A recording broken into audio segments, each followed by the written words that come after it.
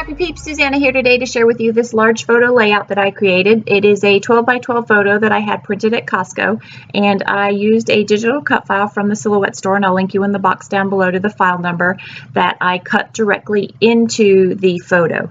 I am playing around with what color backing I wanted to back the whole quote unquote or the negative of the picture with, and I settled on that green. I had a salmon color initially, and then I had a darker green, and then I went with this green because it is light enough that you see the word in the photo, but it's also not glaringly obvious that there's something there, and it doesn't detract too much from the magnitude and the beauty of the sequoia trees and my family as we are walking through.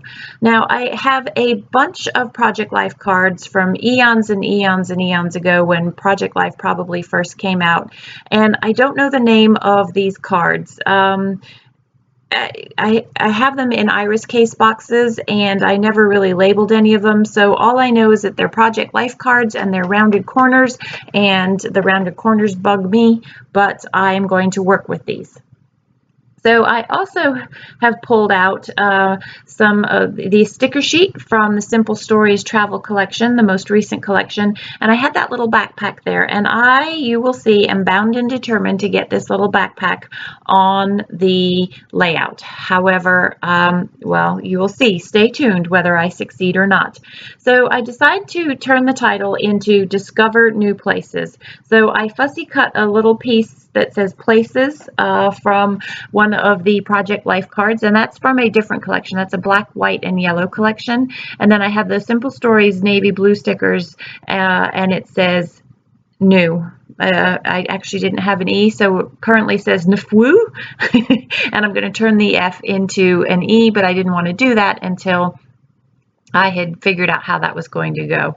And the next few minutes of this video, you are literally going to see me shuffle around these cards because I struggled with that these cards are off-white or ecru, and I really wanted white. I needed the white or a lighter color to lighten up the darkness that's in the photo, just because we were in shadow. Well, we weren't in shadow, but we were in deep woods of these really, really tall sequoias, and so it wasn't dark, but the photo ends up being sort of dark because of the black in the sequoia trees. So I'm just going to fussy cut and pull apart some of these journal cards. I cut off an arrow there, and now I'm going to trim these cards down to get rid of the rounded edges because it's just not me. I like my right angles. And this card is what I'm going to actually end up sticking with on that left-hand side of the layout. And I'm almost going to bookend the word because I'll use that bottom half of the card on the bottom part of the layout. And you can see I'm going to notch this out and create a banner, upside down banner there, and then I'm going to use that top part up above, and I'm going to put them directly in line with each other.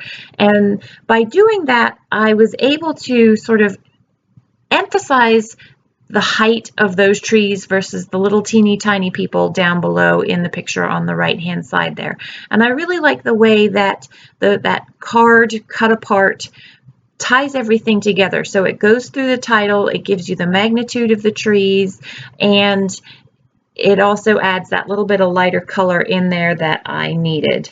Having that also gives me a space to add some embellishments because I didn't want to cover up too many of the trees. I've already cut through those, and I wanted that walkway where you can see the trail where my family has been walking, and so there really wasn't a lot of space in the picture to put embellishments other than on those two places. And I am actually going to settle with this card here, the green with the blue. I had pulled out some salmon things, hoping to sort of pop the salmon in the clay. It's really red clay, trying to pop that in the picture and in the tree, but it didn't tie in together very well. And by just having the salmon,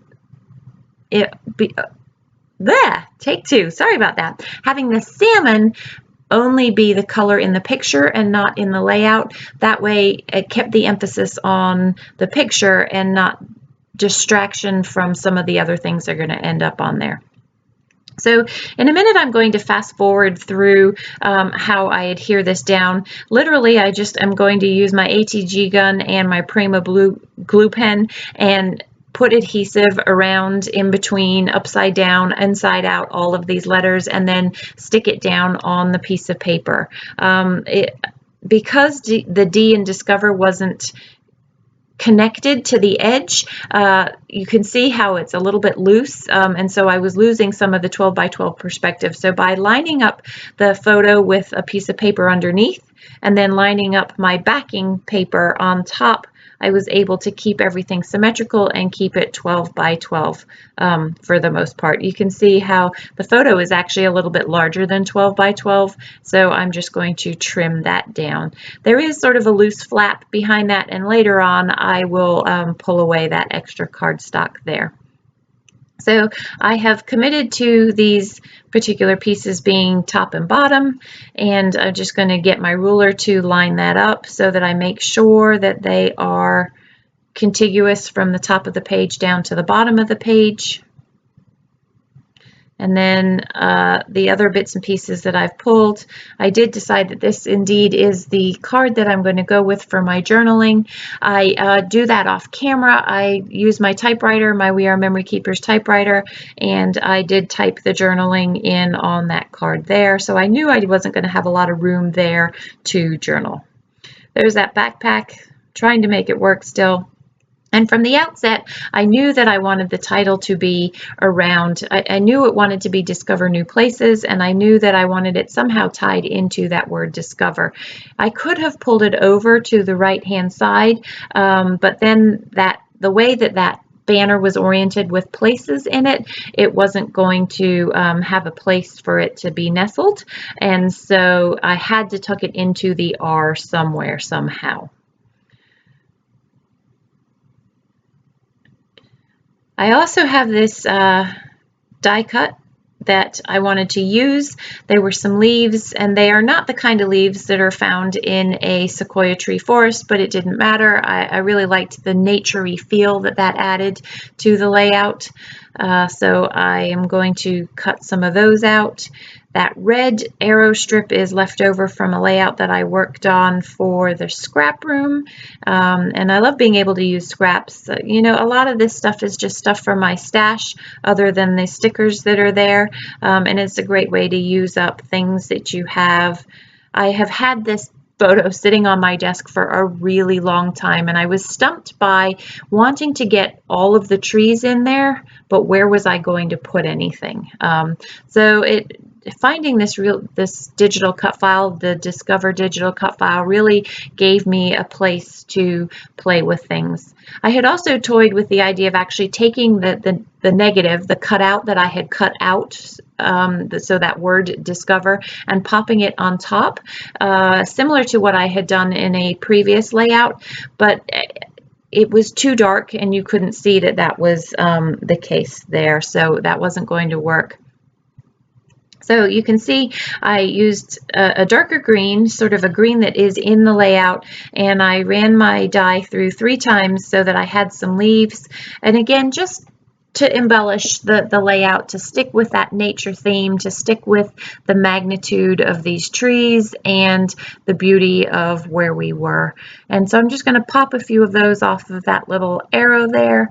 And then for symmetry, and because I like to have that visual triangle, I'm also going to put them in each of the spots, the 3 spots that I actually have on my layout, which is the top left, the top over by Discover where the journaling will go, and then that bottom left there.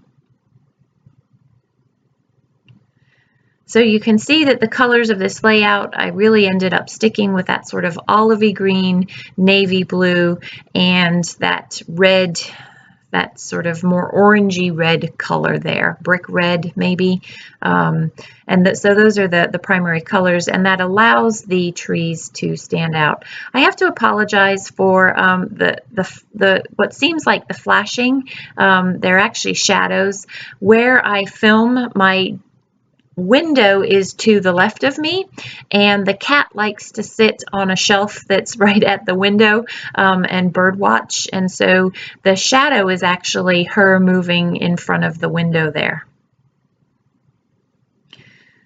So yes, we have indeed committed to this card, and what I struggled with was where it was. I didn't want it to look like a giant tripod, so by pulling the journal card in line with that big R, it almost creates that movement directly across the page there, and I was happy with that because originally I had that card down lower, so it was almost more level with the ISC in Discover than it is where it is there. So I found that sticker from the Simple Stories sticker sheet that says Travelogue, and I thought that was fun and another way to add just a little bit of something else. And there's a heart that I've tucked in there, nestled that in. I will end up moving that heart a little bit later in the video, and the backpack doesn't make it. I don't know whether you're surprised about that or not, but it was black and it was just too dark, and I was really going for some lighter embellishments there. So I do pull a little bit of this salmon color into the layout. I thought I was going to back this journal card and create a little bit of a frame. You see how that kind of pops it a little bit, but it actually pops it too much, and to me it stands out like a sore thumb by having it go all the way around. So I will change that up in a minute. And I have pulled some other embellishments. These are some stickers from Jelly Bean Soup from a long time ago, but it had that yellowy mustardy color there's just a very thin line of it in the bottom of that journal card at the bottom and the top, and so I wanted to tie that in just a little bit. I love that the green that I used for those, the leaves is also the green in my son's sweatshirt that he has tied, or fleece that he has tied around his waist. So that sort of ties all of that in together. And there's that salmon. I just ripped a little teeny piece of it, which is poking out of the left-hand edge of the photo and doesn't make it so it kind of draws a different color in, but it doesn't stand out too much.